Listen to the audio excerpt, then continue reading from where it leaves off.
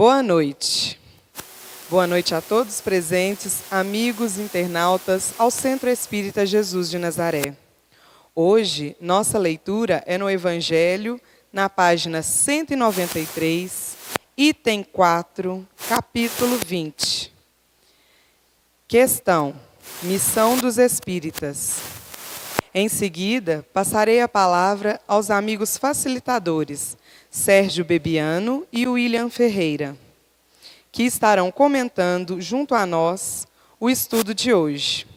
Lembrando que todos aqui somos aprendizes e que a opinião de vocês é muito importante. Quem quiser dar a sua opinião, é só levantar a mão, que levaremos papel e caneta até vocês. Convido agora nossa amiga Cristina para fazer a leitura do Evangelho. Obrigada. Missão dos Espíritas. Não ouves já se agitar a tempestade que deve dominar o velho mundo e tragar no nada a soma das iniquidades terrestres? Ah, bendizei o Senhor, vós que haveis posto vossa fé em sua soberana justiça e como novos apóstolos da crença revelada pelas vozes proféticas superiores, e de pregar o dogma novo da reencarnação e da elevação dos espíritos, segundo tenham bem ou mal cumprido suas missões e suportado suas provas terrestres. Não vos amedronteis, as línguas de fogo estão sobre as vossas cabeças. Ó verdadeiros adeptos do Espiritismo, sois os eleitos de Deus. Ide e pregai a palavra divina. A hora é chegada em que deveis sacrificar à sua propagação os vossos hábitos, os vossos trabalhos, as vossas ocupações fúteis. Ide e pregai. Os espíritos do alto estão convosco. Certamente falareis às pessoas que não quererão escutar a voz de Deus, porque essa voz as chama sem cessar à abnegação. Pregareis ao desinteresse aos avaros, a abstinência aos dissolutos, a mansuetude aos tiranos domésticos e aos déspotas, palavras perdidas. Eu usei, mas que importa? É preciso regar com os vossos suores o terreno que deveis semear, porque ele não frutificará e não produzirá senão sobre os esforços reiterados da enxada e da charrua evangélica. Ide e pregai. Sim, vós todos, homens de boa fé, que credes na vossa inferioridade e olhai os mundos dispostos no infinito, parte encruzada contra a injustiça e a iniquidade. Ide e destruí esse culto do bezerro de ouro, cada dia mais e mais invasor. Ide, Deus vos conduz. Homens simples e ignorantes, vossas línguas se soltarão e falareis como nenhum orador fala. Ide e pregai, e as populações atentas acolherão com alegria as vossas palavras de consolação, de fraternidade, de esperança e de paz. Que importa as armadilhas que serão colocadas no vosso caminho? Só os lobos se prenderão nas armadilhas de lobos, porque o pastor saberá defender suas ovelhas contra os verdugos imoladores. Ide, homens grandes diante de Deus, que mais feliz que São Tomé, credes sem pedir para ver e aceitai os fatos da mediunidade, quando mesmo não tenhais conseguido jamais obtê-los em vós mesmos. Ide, o Espírito de Deus vos conduz. Marchai avante, pois falange imponente pela vossa fé, e os grandes batalhões dos incrédulos se desvanecerão diante de vós, como as brumas da manhã aos primeiros raios do sol nascente. A fé é a virtude que ergue as montanhas, vos disse Jesus. Todavia, mais pesado do que as mais pesadas montanhas, jazem no coração dos homens, a impureza e todos os vícios da impureza. Parti, pois, com coragem, para remover essa montanha de iniquidades que as gerações futuras não devem conhecer, senão no estado de lendas, como não conheceis vós mesmo, senão muito imperfeitamente, o período de tempo anterior à civilização pagã. Sim, as comoções morais e filosóficas vão manifestar-se em todos os pontos do globo. A hora se aproxima em que a luz divina apresentar-se-á sobre os dois mundos. Ide, pois, e levai a palavra divina aos grandes que a desdenharão, aos sábios que dela pedirão prova, aos pequenos e aos simples que a aceitarão. Porque será, sobretudo, entre os mártires do trabalho, esta expiação terrestre, que encontrareis o fervor e a fé. Ide, esses receberão com cânticos de ação de graça e cantando louvores a Deus, a consolação santa que lhes levais, e se inclinarão, agradecendo o quinhão de suas misérias terrestres. Que a vossa falange se arme, pois, de resolução e de coragem. Mãos à obra, a charrua está pronta, a terra espera, é preciso trabalhar. Ide e agradecei a Deus pela tarefa gloriosa que vos confiou. Mas meditai que entre os chamados ao Espiritismo, muitos se extraviaram. Olhai a vossa rota e segui o caminho da verdade. Pergunta: se muitos dos chamados ao Espiritismo se extraviaram, por qual sinal se reconhece aqueles que estão no bom caminho? Vós os reconhecereis pelos princípios da verdadeira caridade que eles professarão e praticarão. Vós os reconhecereis pelo número das aflições às quais eles terão levado consolações. Vós os reconhecereis pelo seu amor ao próximo, pela sua abnegação, pelo seu desinteresse pessoal. Vós os reconhecereis, enfim, pelo triunfo de seus princípios, porque Deus quer o triunfo da sua lei. Aqueles que seguem suas leis são seus eleitos, e ele lhes dará a vitória. Mas esmagará aqueles que falseiam o espírito dessa lei e fazem dela um meio para satisfazer sua vaidade e sua ambição. Erasto, anjo guardião do médio, Paris, 1863. Muito bem, meus queridos e queridas, uma boa noite a todos e a todas. Maravilha, é um prazer muito grande estar aqui recebendo cada um de vocês aqui, nessa casa abençoada de paz, nessa casa de amor, nessa casa de caridade. Aqueles que estão vindo aqui à casa pela primeira vez, sejam muito bem-vindos, é um prazer recebê-los. Aos demais amigos que já frequentam aqui, é sempre uma alegria muito grande revê-los sempre aqui nessa casa. Principalmente hoje, nesse dia tão especial que estudamos o Evangelho. Quero também aproveitar para cumprimentar os nossos amigos internautas, que agora também estão nos assistindo. Essa casa agora oferece todos os nossos cursos aqui, e as palestras são gravadas, e vocês poderão também assistir ela no site, aqueles que porventura não puderem assistir no dia, ou poderão revê-las também. Então, os nossos amigos internautas que agora estão nos mais longínquos lugares aqui do nosso planeta, irmãos nossos brasileiros que se encontram em outros países e que às vezes não têm a condição de frequentar um centro espírita naquele país onde se encontra, ou em outro estado, também agora estão tendo essa condição, graças a essa evolução que nós temos aí na área da tecnologia.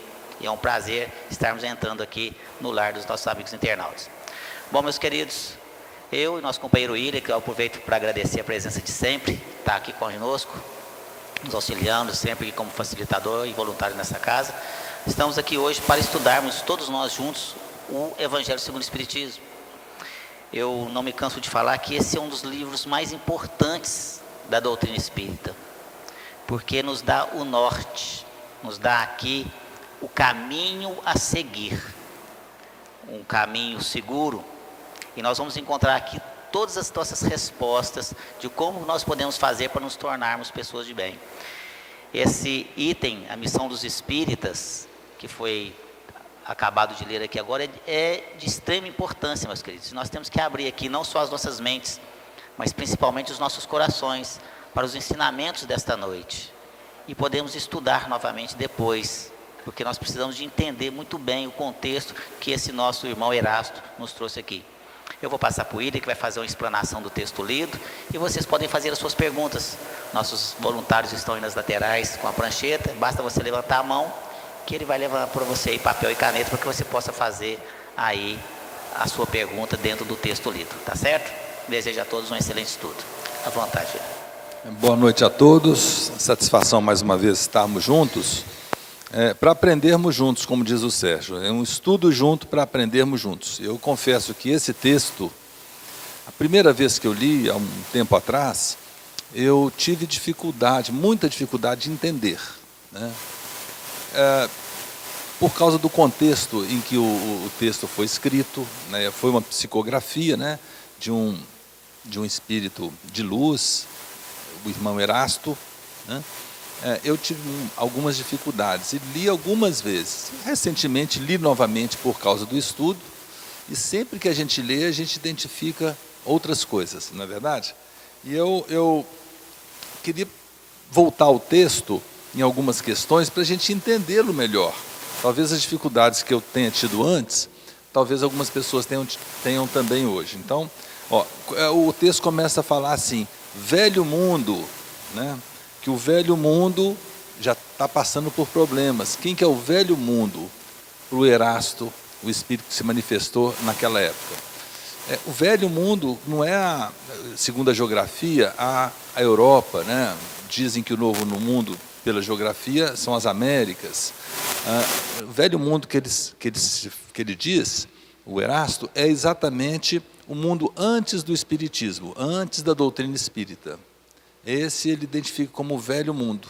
E identifica como um mundo que precisa ser modificado. E a gente viu que realmente, depois da fala do Erasto, depois do surgimento do espiritismo, um monte de coisas surgiram no nosso planeta. Quantas guerras surgiram? A Primeira Grande Guerra Mundial, a Segunda Grande Guerra Mundial, muitas pressões de vários povos, migrações para países, para cá e para lá, doenças, pestes, né? Endemias, epidemias, muitas coisas surgiram, né? É a busca realmente da evolução. O texto continua falando o seguinte: o texto fala de iniquidades. É uma palavra que é pouco usada, né? Iniquidades quer dizer atrocidades, desorganização, falta de escrúpulos, né? Iniquidades. E um monte de iniquidades realmente aconteceram e vem acontecendo. O mundo vem passando por todas essas iniquidades. Até recentemente nós temos visto uma série de distorções do ser humano que a gente não gostaria que continuasse acontecendo. Logo após, ele faz um convite para a pregação do Espiritismo e convite à pregação do Evangelho. É muito complicado, né? As pessoas falam assim: eu não tenho jeito para falar, eu não sei falar em público, eu vou falar, as pessoas já me colocam uma barreira, eu já fico preocupado e não vou adiante, né? Eu já fico mais tímido ainda, né? Então, como falar, né? Como que a gente pode pregar? O que significa pregar também, né? Pregar significa colar, levar uma mensagem até outra mente, né? Pregar alguma coisa, não fisicamente, mas mentalmente para outra pessoa, passar uma ideia, passar uma mensagem, né? Pode ser que a pessoa não concorde com a mensagem. No texto mesmo fala: olha, nós vamos pregar, nós vamos falar da Boa Nova, do Espiritismo, nós vamos falar do Evangelho de Jesus, e tem gente que vai desdenhar, não vai acreditar, não vai querer saber. Os sábios vão querer fazer testes, as pessoas mais humildes vão seguir mais firmemente as palavras de Jesus, e por aí vai, né? Nem tudo que a gente fala, a gente tem ressonância, as pessoas às vezes acreditam, né? Às vezes mesmo dando exemplo pessoal, narrando um caso verídico que aconteceu conosco, muitas pessoas não põem fé naquilo. Então às vezes a gente precisa pregar, pregar e pregar. Agora, como pregar nos dias de hoje? As pessoas falam assim: vou sair pregando, vou ali para a esquina da Avenida Magalhães Pinto, colocar um banquinho lá, subir e fazer uma pregação. Olha, escutem o que eu estou falando. Será que isso adianta? Possivelmente não. Nós estamos noutra época, né?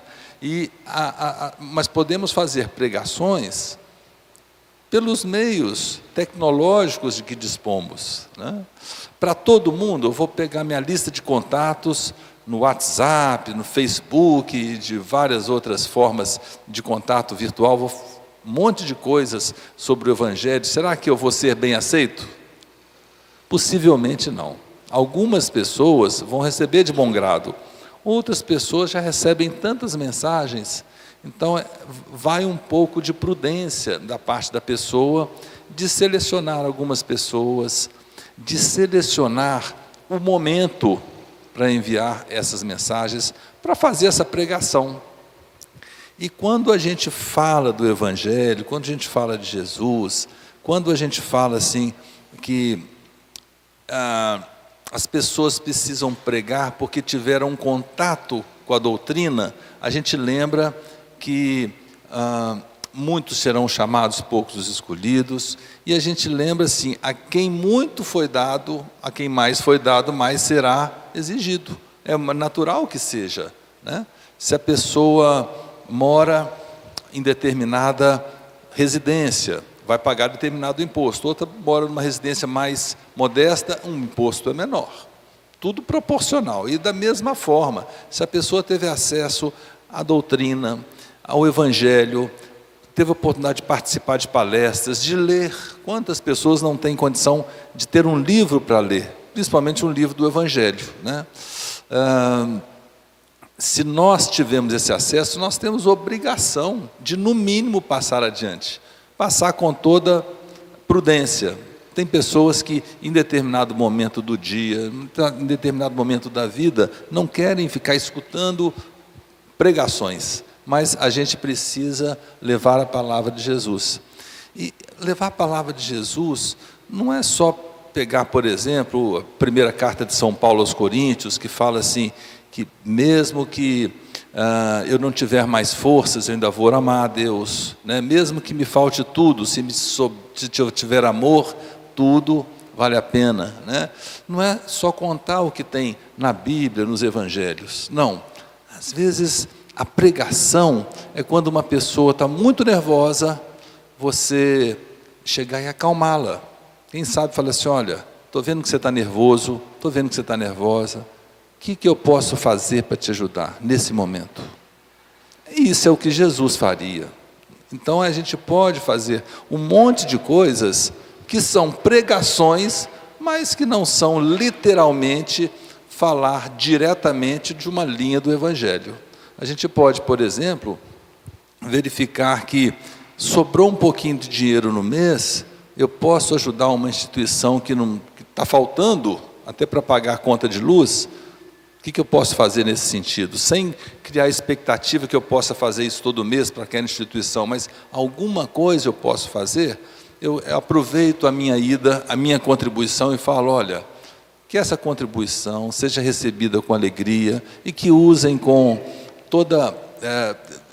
saúde todas as pessoas e que pensem que se eu fui instrumento, a vontade não foi só e diretamente minha, mas principalmente de Deus, Jesus. Então, pequenas coisas a gente pode utilizar de momento, pode utilizar de oportunidades para fazer uma pregação, que não é uma pregação chata.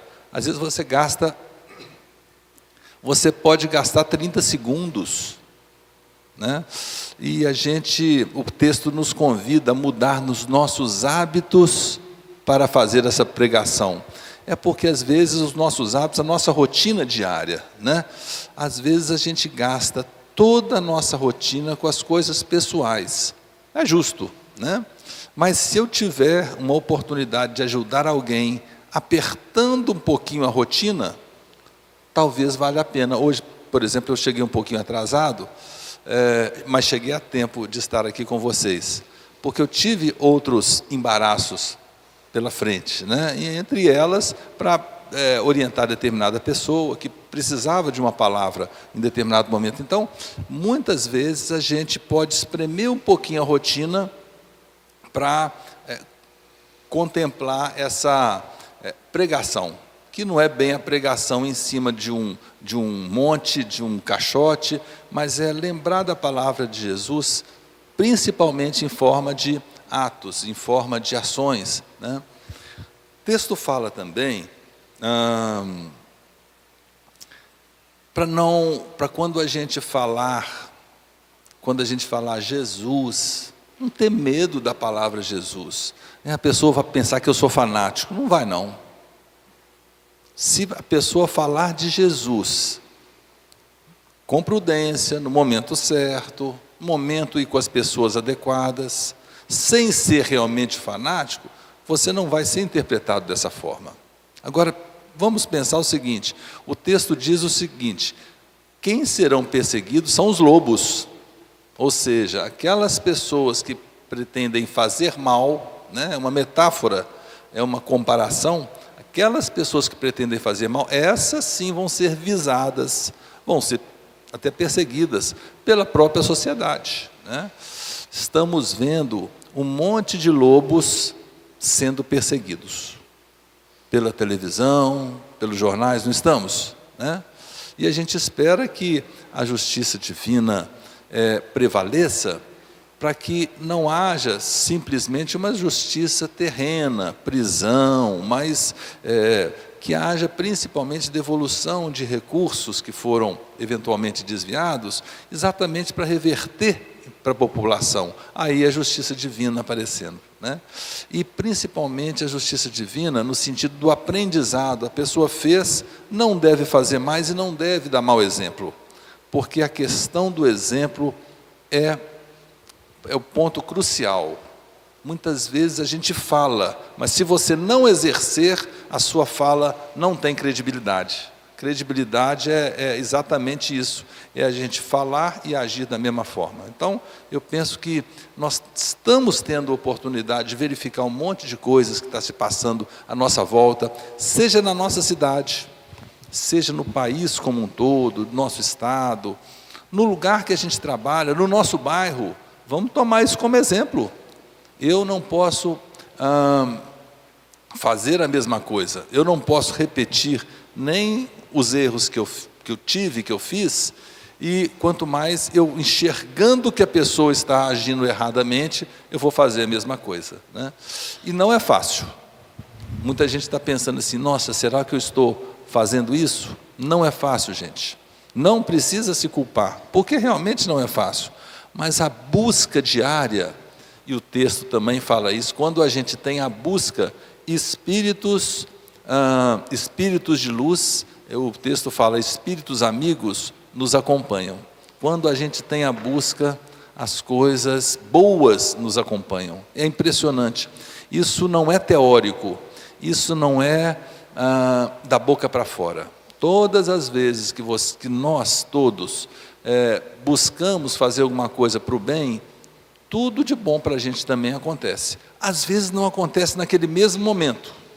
A gente tem que aguardar, porque fico pensando, até sobre a forma estatística, por mais que seja soberano Deus, e realmente é muito mais do que a gente imagina, mas pela simples questão matemática, vejam bem, para resolver o problema de uma pessoa, com quantas outras pessoas, milhões de pessoas, precisa ser mexida no nosso planeta e talvez no universo, para resolver a questão de uma pessoa. Então, às vezes, não dá para fazer na hora, porque na hora prejudicaria outras pessoas, mas com fé, com certeza, o que a gente quer, se for para o bem, se não for para prejudicar ninguém, a gente consegue. E a maneira certa da gente, a maneira mais evidente da gente comprovar isso é agindo bem, porque agindo de uma maneira mais correta, nós vamos só receber das pessoas coisas boas também. É como se a gente plantasse o bem, recebesse o bem. De uma maneira geral, a gente tem relacionamentos em vários locais onde a gente reside, onde a gente trabalha, aqui na casa espírita, né? Então, a gente plantando o bem em todo lugar, é isso que vai nos retornar. De uma maneira geral, a gente não tem nenhuma dúvida que a gente interfere no ambiente. Cada um de nós interferimos no ambiente. Se a gente interferir positivamente, o ambiente para nós também fica positivo. Mas às vezes eu estou nervoso, às vezes eu estou com um problema sério, às vezes eu estou até não estou me enxergando as coisas que eu estou fazendo. Cabe aí o autoconhecimento, a autorreflexão. E quando a gente, a frase que o Sérgio sempre fala, vigiai e orai, a gente vai lembrar, olha, nessa oração eu acabei de lembrar, eu não respondi a uma pessoa adequadamente. Será que eu posso voltar atrás? Não dá para eu voltar o tempo atrás, mas eu posso buscar a pessoa e falar assim, olha, você vai me desculpar? Eu estava muito apressado e fui muito rápido para te responder. Está tudo bem então? Não custa nada. Então, essa é a busca do Erasto, né? De fazer a pregação, não no sentido literal da palavra, mas de evidenciar o Evangelho na nossa vida e mostrar para os outros quanto que é bom a gente viver sob a ótica do Evangelho. Vou passar para o Sérgio, depois a gente fala mais um pouquinho. Muito bem, obrigado, William, explanação interessante. Eu disse para vocês que essa passagem aqui de Erasto, na Missão dos Espíritos, ela é muito importante. E a gente realmente tem que ter aqui, para entender, nós temos que estudar bastante isso aqui, para entender o contexto do que Erasto queria nos falar.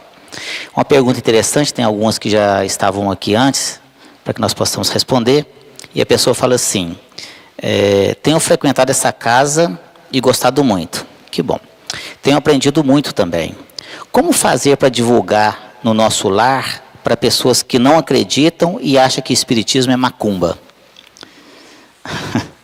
Olha só, para começar, macumba é um instrumento musical, é um instrumento de percussão da África, que veio para o Brasil, então é aquele instrumento, né? Mas popularmente ficou conhecido como fazer trabalhos, essas coisas todas. Mas olha só, o mais importante de tudo que nós temos que entender é que nós não devemos impor a nossa crença para quem quer que seja. E esse definitivamente não é o caminho, meus queridos. E ir para uma discussão acirrada, muitas vezes ali, sobre religiões, a gente fala, tem um ditado que fala que não se deve discutir sobre futebol e religião, não é verdade? E às vezes você vai num embate ali para discutir sobre religião, e isso não nos leva a nada. E nos ensina André Luiz que isso é pancadaria mental, porque fica lá e não vai chegar a lugar nenhum, porque cada um quer impor a sua verdade, porque a minha verdade é que eu acho que ela é a certa, e o outro acha que a dela é a certa, e aí vira aquela discussão, cada um querendo convencer o outro de que aquilo, né, que o outro está fazendo está errado, e que ele deve seguir a sua religião. E a gente vê aí irmãos nossos de outras denominações religiosas, e que fazem aí as suas preleções, as suas explanações, às vezes de forma assim muito contundente, né? Tem hora que às vezes até nos assusta a forma como é essa pregação, e aqueles gritos, aquelas coisas lá todas, né? Alguns levam ali para o lado material também, e isso é muito triste, porque às vezes falam assim, se você vier aqui você vai ganhar muito dinheiro, e aí tem aquelas pessoas que vão lá dando os seus testemunhos, eu não tinha nada, e da noite para o dia eu tenho um monte de empresa, eu tenho sítio, eu tenho casa, eu tenho apartamento, eu tenho não sei o quê, estou ganhando, e tem centenas de empregados, funcionários e por aí afora. E como assim? Não, porque eu fiz a minha contribuição. Né? E aí você dá o dinheiro para Jesus, e Jesus então te retribui em bens materiais. Então isso só já é ilógico. Mas a pessoa, às vezes, daquela ânsia das questões materiais, acaba entrando nessas questões.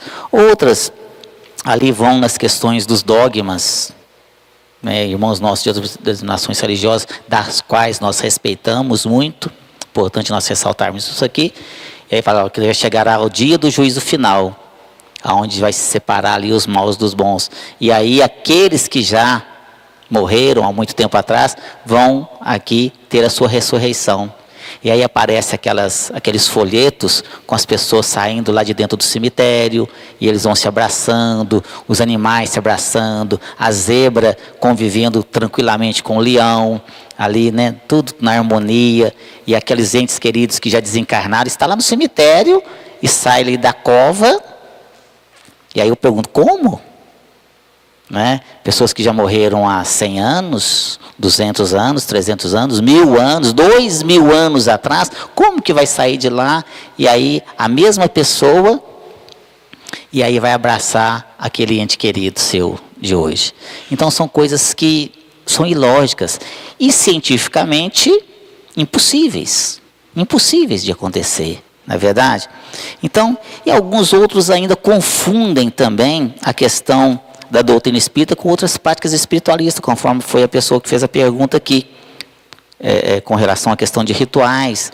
Então, confundem doutrina espírita com religiões espiritualistas. Então, nós temos que entender o que é uma religião espiritualista.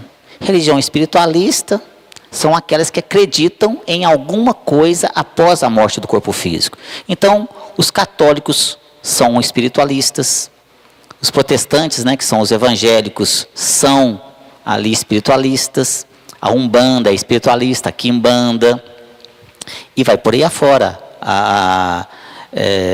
o hinduísmo, o budismo. Então, todas essas crenças religiosas que acreditam que existe alguma coisa após a morte do corpo físico, é uma religião espiritualista. O espiritismo é espiritualista. Também é uma religião espiritualista, porque acredita na morte após o corpo físico. Só que as pessoas então confundem espiritismo com Umbanda, com Quimbanda, e aí vai misturando tudo isso aí, essa situação. E ao adentrar, às vezes, numa casa espírita, ou então às vezes nem entra, porque fica com medo. Vai chegar lá, vai estar baixando espírito para todo quanto é lado lá, e o povo está tocando os tambor lá, e aquele negócio todo, e cigarro para cá, e cachaça para lá, e risca o fósforo no chão, e bota fogo, e aquela situação toda. Então, quando você fala que é espírita, ainda para algumas pessoas, hoje muito menos do que no passado, em função agora da nossa facilidade de comunicação, como nós estamos aqui agora, nós estamos chegando aos 4 cantos do mundo. Esse estudo de hoje aqui, que não está aqui apenas restrito a esse salão de convenções, a todos vocês, mas a todo o mundo, porque está disponibilizado na rede. Está na rede, está no mundo. Então, por essa facilidade, já está se desmistificando a questão do que é espiritismo, o que é ou o que são outras práticas espiritualistas. E a pessoa, então, às vezes, por ainda não ter esse conhecimento e não estudar, fica, às vezes, receosa ou acredita que espiritismo, então, não é uma coisa boa. E quando fala assim, você é espírita? Você mexe com essas coisas? Nossa, cuidado, viu? Tem um amigo, nossa senhora. E aí a pessoa, tem alguns que se afastam, costuma perder a amizade. Nossa, porque se eu ficar perto de um espírita, eu estou perto de espíritos. Como se a religião é que atraísse os espíritos. Então, são pessoas ainda ignorantes, né? A questão da ignorância aqui, as pessoas confundem ignorante com a pessoa bruta. Não, o ignorante é aquele que não sabe, que não tem conhecimento. Então, são pessoas ainda que não têm conhecimento do que realmente é a doutrina. Mas, principalmente dentro do nosso lar, como é o caso da pergunta do nosso amigo, da nossa amiga aqui. O que fazer?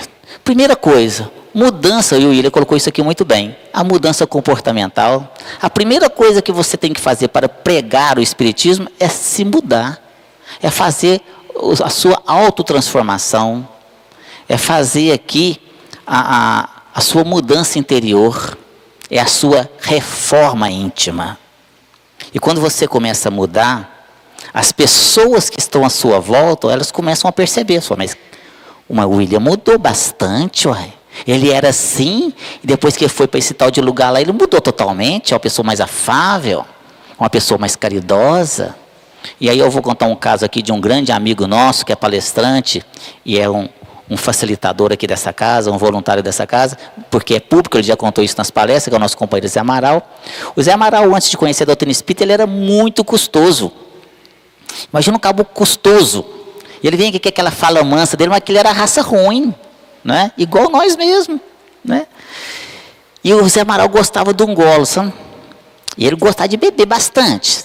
E ele bebia, ele ficava aquela pessoa, né, de difícil trato.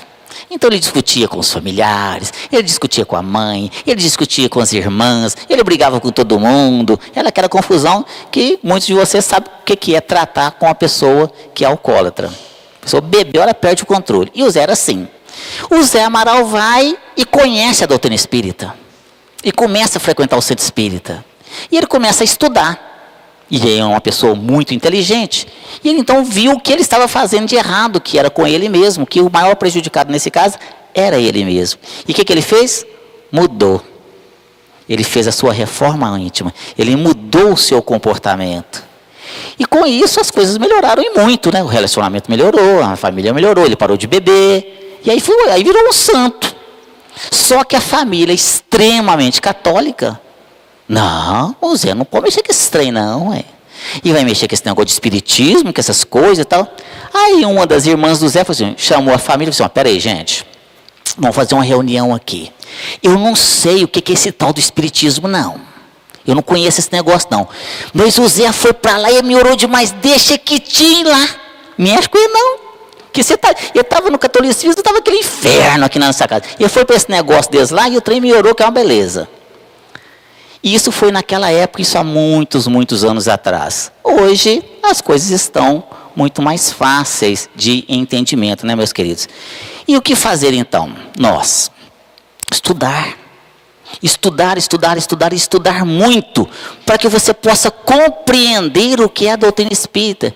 E dessa forma você vai entender como que funciona a relação do mundo físico com o mundo espiritual. E não só para você, mas também para ajudar as pessoas. E com isso você vai ter o quê? Argumentos.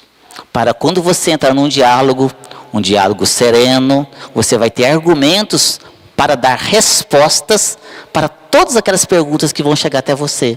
E pode ter certeza que serão muitas. E aí você tem que saber como responder. Então, seja com uma pessoa leiga, de outra religião, ou seja até de pessoas que estudam muito a Bíblia. E você tem que ter argumentos sensatos, lógicos e científicos. Por isso, a doutrina espírita está pautada num tríplice aspecto. Ela é religião? Sim, no sentido de ligação a Deus, a Jesus, que é o nosso guia, que é o nosso modelo a ser seguido, mas sem dogma. Você não vai entrar numa casa espírita séria como essa, por exemplo, e você não vai ver nenhum dogma aqui, nenhum ritual. Ninguém vai entrar aqui, vai ter que se ajoelhar, não tem quadro, não tem essas coisas, não tem, porque nós entendemos que não há necessidade. Respeitamos os nossos irmãos que têm esses ritualismos, mas entendemos que não é necessário. Ela também tem o seu aspecto filosófico, de filosofia de vida.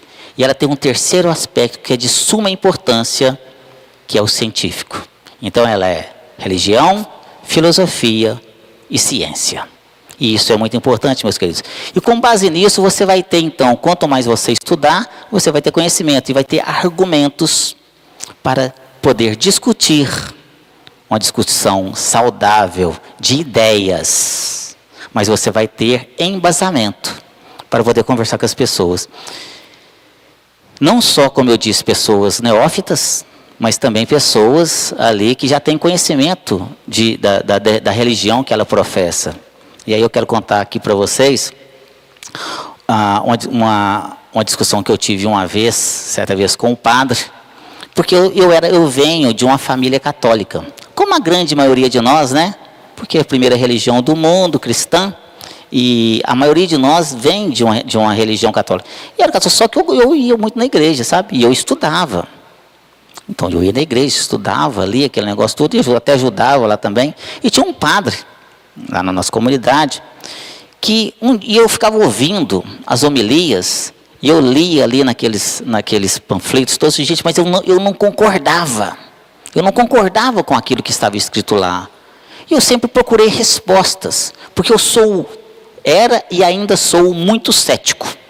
E ser cético não é ruim, meus queridos, é bom, desde que você tenha a mente aberta para as novas ideias, esteja ali apto a aceitá-las, desde que te prove daquela forma. Então, eu era assim. Talvez por causa da minha profissão, das ciências exatas, como contador, consultor tributário. Então, essa minha profissão, eu sou muito ligado a números, eu sou muito ligado a fatos. Então, para mim, tem que ter lógica, tem que ter prova. Se não tiver prova, não vem comigo. Não, porque está escrito no papel. Papel, para mim, não interessa. Papel aceita qualquer coisa. Mas aí tem que ter prova. E aí eu fui, certa feita, conversando, depois de um sermão, de um homilía que aconteceu lá na igreja. Eu falei assim, gente, esse negócio não está certo, não. Eu tenho que bater um papo com esse nosso amigo médico, com o padre. E aí, eu disse, padre, eu estou precisando de fazer aqui, conversar com o senhor em particular. Claro, meu filho, o que você está querendo fazer? Eu estou precisando de fazer 2 perguntas. Eu falei, não, então vem aqui na sacristia. Aí nós entramos lá. E aí eu falei para ele assim, olha, padre, o senhor acha que Deus é bom ou o senhor acha que Deus é ruim? Ele olhou para mim assustado, né, que eu estava dentro da sacristia. Eu disse, mas que isso, meu filho? Claro que Deus é bom, ué. Como é que você fala uma coisa dessa? Disse, pois é, padre, mas o senhor acha que Deus é justo ou o senhor acha que Deus é injusto? Aí ele ficou bravo comigo, porque ele era muito bravo, sabe, gente? Eu, que isso? Isso é pecado? Você vai ter que rezar tantos Pai Nosso, tantas Ave Maria, que não sei o quê, tal, vai ter que confessar. Claro que Deus é bom e justo. Como é que você fala uma coisa dessa dentro da igreja ainda? Eu assim, espera aí, padre, deixa eu te explicar por que eu estou fazendo essa pergunta. Se Deus é bom e se Deus é justo, por que tem tanta miséria na terra? Por que tem tantas pessoas passando fome, morando debaixo de ponte, de viadutos, que não tem sequer o que comer? Por que as crianças estão desamparadas aí, sem o que comer, sem pai? Por que tem crianças que ficam doentes? Por que criança morre? Por que criança já nasce morta se não tem pecado? Aí o padre olhou para mim, né? Não, mas isso aí são os desígnios de Deus. Não, peraí, padre. Por que tem gente que não tem sequer o mínimo necessário para sobreviver? E eu conheço pessoas, padre, que têm um coração de ouro, mas sofre igual um condenado. E tem gente aí que é ruim igual cobra e tem uma saúde de ferro. Por que tem gente que não tem sequer o que comer, enquanto tem pessoas que estão abastadas, que moram em mansões, que tem mais do que necessitam, mais do que merecem, que desperdiçam comida? Por que dentro de uma mesma família você tem 2 filhos, filho do mesmo pai, filho da mesma mãe, um é cego, surdo, mudo, deficiente mental e o outro é saudável? Qual que é o critério? Não é os desígnios de Deus, não. Por que o William é rico, bonito, poderoso, maravilhoso, né? Cabeludo, e eu, Sérgio, sou feio, miserável, pobre, ferrado? Qual que é o critério? Por que não é eu que sou o bom? Não é porque eu que não sou o rico, o poderoso e o William não é o pobretão aí, e o miserável e o doente? Qual que é o critério que é utilizado? Isso é os desígnios de Deus. Então Deus não é justo não, hein? É na sorte, e ele está ferrado, e esse aqui é o bonzinho, e esse aqui está bom na fita? Peraí, qual que é o critério? E outra coisa, padre, o senhor falou que se a gente for bom aqui na terra, a gente vai para o céu. E se a gente for ruim, a gente vai para o inferno, não é isso? Assim, pois é. E eu conheço gente boa, que tem coração de ouro, mas não tem sequer para si. Mas se necessário for, tira da boca e dá para o outro. Se tiver um pão, ele deixa de comer para dar para o pobre. Ele vai para o céu, não vai? Vai, ele vai para o céu. Pois é, mas eu conheço gente rica, padre, porque eu sou contador. Eu trabalho para grandes empresas. Eu tenho clientes bilionários, não é milionários, não, é bilionários. Clientes muito ricos. E que são pessoas excelentes. E ajuda todo mundo. Ele mantém hospital, ele mantém creche, ele mantém asilo. Ele constrói casa para os pobres, ele dá alimento para os pobres. Esse cara vai para o céu também, não vai não? Vai. Então qual é o critério? Um cara sofre para caramba, vai para o céu. O outro não sofre nada, vai para o céu também? Todos os dois vão para o mesmo lugar? O senhor falou que a gente só tem uma vida. Então, qual que é o critério de sofrimento aqui? Um não sofre nada, vai para o céu, o outro sofre muito e vai para o mesmo lugar. Aí ele falou para mim assim, meus queridos, mas nós estamos também aqui resgatando aqui os nossos débitos aqui do passado. Nós estamos aqui, né, por causa de Adão e Eva. Foi ótimo o senhor ter contado nesse assunto, porque eu também estou aqui encucado com esse negócio. O negócio é o seguinte, padre, o senhor falou aí de Adão e Eva aí, que nós estamos aqui pagando aqui os nossos pecados por causa do erro da Eva e do Adão lá atrás. Eu nem conhecia esses caras, velho. E eu estou pagando o pecado deles? E outra coisa, lá na Gênesis está escrito que a terra foi constituída, foi criada há 6.000 anos atrás, mas a ciência vem me falar que a terra tem 4 bilhões e meio de anos. Mas tudo bem, vamos pular essa parte. E lá fala que Deus criou Adão do barro e ele deu o sopro do ânimos, a alma. E da costela de Adão, ele então criou a Eva. Mas lá na Bíblia do Torá também fala que tinha outra mulher antes de Eva. Que não deu certo com Adão porque não veio de Adão. Mas tudo bem, vamos ficar só na Bíblia católica. Para não dar problema. Aí ficou Adão e Eva. Aí Adão, está escrito lá. A Eva foi e induziu Adão a comer o fruto proibido do conhecimento. Quer dizer que Deus também não queria que a gente tivesse conhecimento. Mas tudo bem. Aí fomos expulsos do jardim do Éden, do paraíso, e viemos para a terra. Chegou aqui na terra, Adão e Eva teve 2 filhos. Caim e Abel. Caim matou Abel pelo orgulho, pela vaidade, pelo egoísmo, não foi isso? E aí Deus fez uma marca em Caim, na testa de Caim, para que os outros não o perseguissem. Que outros? Não eram só os 3. E depois nasceu outra filha, chamada Sete. Aí ficou Adão, Eva, Caim e Sete. Aí, padre, eu te faço uma pergunta. De onde que vem 7 bilhões e meio de pessoas, que é a humanidade hoje? E de onde que vem a questão das diferenças etnias que nós temos? A raça negra, amarela, os brancos, os negros e vai por aí afora. E outra coisa, a mãe transou com o filho, né? A filha transou com o pai, o irmão transou com a irmã. Isso não é incesto, não é problema? E outra coisa, eu sou contador, padre. Eu fiz um programinha e olhei lá, 6.000 anos. Para chegar em 7 bilhões e meio de pessoas em 6.000 anos, hoje não dá tempo, não. Não tem jeito, porque você tem que gastar 9 meses para poder dar cria. A mulher tem que estar pelo menos uns 12 anos de idade para ter condição de procriar. Você faz as contas, não chega nem perto de 7 bilhões e meio de pessoas, porque não dá tempo. E outra coisa, padre, lá também está escrito que depois Caim brigou com a família e foi para outra cidade. Que outra cidade? Não era só eles? E lá ele conheceu outra mulher e teve uma grande família, inclusive um filho chamado Enoque, que era avô de Noé. E por falar em Noé, padre, depois não veio o dilúvio?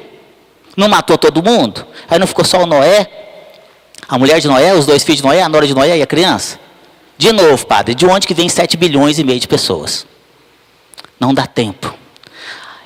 Eu vou contar uma coisa para você que eu fiquei com remorso depois. Porque não tem resposta. Desse jeito que está lá, não tem resposta mesmo. Aí eu fui procurar um pastor. Conversei e fiz os mesmos questionamentos com ele. E ele falou para mim assim, olha, nós estamos pagando os nossos pecados até a nossa 4ª geração. Eu disse, não concordo com esse seu Deus, não. Eu estou pagando o pecado do meu bisavô. Eu nem conheci o cara, velho. Eu tenho uma questão, ué. Quer dizer que meu avô faz merda lá atrás e eu estou pagando o pato hoje? Ué, ele que paga os pecados dele. Fala, não tem nada com isso não, ué. Coitado dele, né, tadinho dele, mas eu não tenho nada com isso não, ué. Nem a justiça humana, que é falível, é assim. Quer dizer que meu pai mata uma pessoa, eles vão prender eu? Eu mato uma pessoa, eles vão prender meu filho? Eu sou responsável pelos meus atos. Isso é justiça divina, isso é justiça humana também. E a doutrina espírita, por isso a gente tem que estudar, meus queridos. Ela vem nos ensinar a lei de ação e reação de causa e efeito. E através da reencarnação é que nós vamos ter respostas lógicas, sensatas, científicas e filosóficas. E racionais da justiça divina. Porque se não for assim, eu não acredito em Deus nenhum. Porque onde estaria essa justiça se assim não o fosse? Então, estou passando hoje por situações difíceis? Pode ter certeza de uma coisa. A culpa não é do seu avô, não é do seu bisavô, não é do seu tataravô, não é de Adão e nem de Eva. É sua. Se você quiser reclamar de alguém ou com alguém, vai no espelho, lá do seu banheiro. E olha bem no fundo do seu olho e fala assim, tá vendo o que você aprontou? Agora você aguenta. Quem mandou você fazer porcariada lá atrás? Agora você aguenta, porque o único culpado dos seus desafortunos aqui hoje, de toda a situação que você está passando, só tem uma pessoa culpada. É você mesmo. Nós somos responsáveis pelos nossos atos, meus queridos. Então estudem. Estudem. E aí tem um livro que vai muito bem ao encontro desse tema, que se chama Céu e Inferno. Também chamada Justiça Divina segundo o Espiritismo. Na sua parte primeira, o livro é dividido em 2 partes. Na primeira parte, ele fala da impossibilidade das penas eternas e da responsabilidade de cada um. Na segunda parte, o relato dos Espíritos. Então, estudem para que vocês possam ter argumentos tranquilos, serenos, lógicos, sensatos, racionais, científicos, para que você possa entrar num debate aí com essa questão da religião, né? E de pregar, sim, mas com conhecimento, né? E esses argumentos é para nós próprios, ou seja, é para a gente se conhecer mesmo. Eu acredito nisso. Os argumentos vão servir principalmente para a gente se conhecer e para a gente conhecer aquilo que a gente lê. Muitas coisas realmente que a gente vê falar, a gente acaba acreditando. E algumas coisas que a gente vivencia, a gente fecha os olhos para ela. Quer dizer, se está acontecendo alguma coisa comigo diferente, negativa, uma maior dificuldade, isso tem uma causa, né? Então eu tenho que acreditar nisso e a doutrina espírita nos ensina a buscar essas causas, né? Buscar essas causas principalmente para não repetir, né? O texto finaliza, o texto de Erasto, que é um texto muito rico. Fico até pensando, sabe, Sérgio, que talvez mais de um estudo para esse texto seria bom. O texto finaliza falando o seguinte: para a gente agradecer a Deus a oportunidade que a gente tem de ajudar. Olha a profundidade disso, a oportunidade que a gente tem de ajudar.